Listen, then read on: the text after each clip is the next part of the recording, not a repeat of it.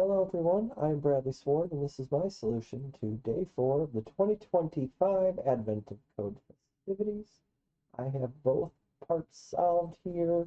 The problem is called printing department and I'm solving it today and almost always in Python. So the problem is basically the, John Conway 1970 game of life, quote unquote game, zero player game that the mathematician invented. Basically, we have a grid of spaces, and on these spaces we can have nothing, or we can have a kind of a roll of paper. And so there we go. So we have grids and rolls of paper. And what we're doing for part one is we're going through and we're looking to see for each roll of paper, is there 4 or fewer rolls of paper in any of the 8 adjacent squares around it? There's my Java update, of course. Um, so the question is, how many of the squares are there? In this case, I got 1467 from my data set. This is my, that's my data set.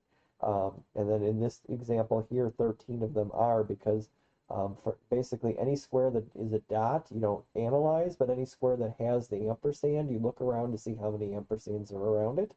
And in this case, 13 of them have 4 or fewer. And so, and then in this case, I get 1467. Where did my code go? There it is. I'll bring it back. So the difference between part one and part two is that basically what we're going to do then is we're going to remove any of the squares that have that basically have 4 or less. So the next generation of squares, like basically turn this X into a dot, and then you can see that you have down here, you've like this is what you have when you remove all of those rolls of paper, and then you're down to whatever, and then you just keep going generation to generation until you can't remove any more of the rolls of paper. And it's not going to be all of them, it's just going to be some subset of them.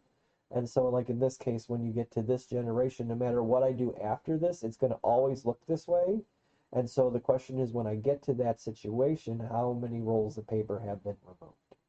And so in my case, the answer was 84, 84. And the second generation, of course, is Python. So it takes a little while to get there. Because I don't, and again, I don't have the most efficient code anyway. But there's my 1467, and then it takes about 5-10 seconds here. And then the 84, 84 will come. These are keeping me up at night. Okay, so what are we doing here? So if I have my grid, I have a list of lists, a 2D grid for my data. I have an XY position in space. If it's not a roll of paper, I return a 0 immediately because it's not going there. It's not true. It's not a good space.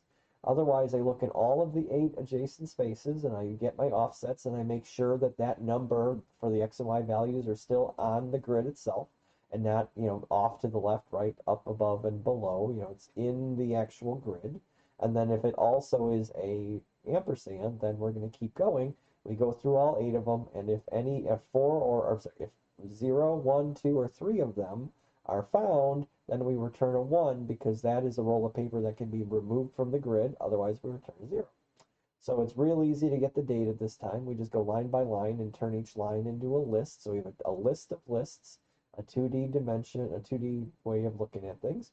And like in this case, also now as I'm working through this, we could work this thing off to infinity, but we don't need to. We need to work this off into basically when we run a generation, is the value we get for the sum after we complete everything the same as what it was before we started? Like nothing has been changed, and that's what this code is looking for here. And when that happens, that's how we break out of then we get the solution for part two.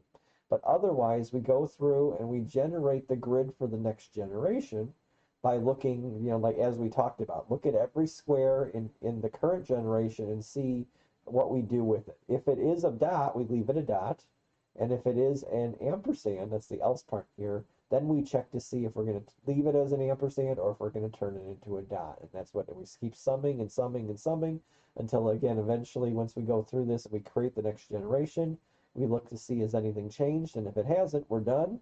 Otherwise, we use that the new generation becomes the current generation, and then we just repeat again and repeat again and repeat again.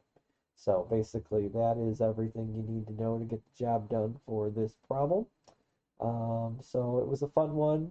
You know, I've done it a few times when it come over the years with the advent, not just advent of code, but for, you know, even homework assignments way back in the day. I remember doing this, gosh, way back in 30 years ago. I remember doing this for Dr. Knoll over at Benedictine University. So and I've done this a few times for my C sharp classes over the years too, the years when I taught that. So anyway, thanks for listening. Thanks for putting up with all of this as always. If you have a better way to do it, of course, I'd love to hear it. Please comment below if you get this far. It's nice to thank you very much for that. I look forward to day 5, and we'll catch you then. Take care, everybody. See you.